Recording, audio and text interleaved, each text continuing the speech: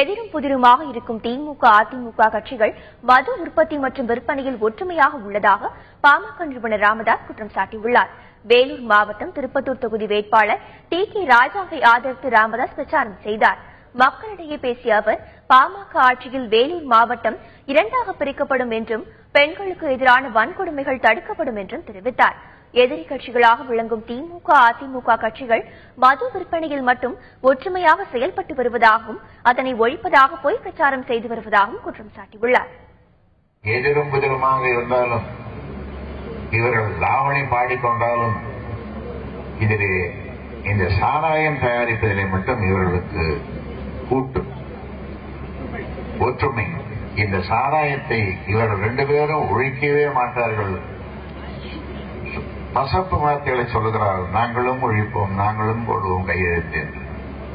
கடைசியாக ஜெயலலிதா நாங்களும் படிப்படியாக செய்வோம் என்று சொல்கிறார்.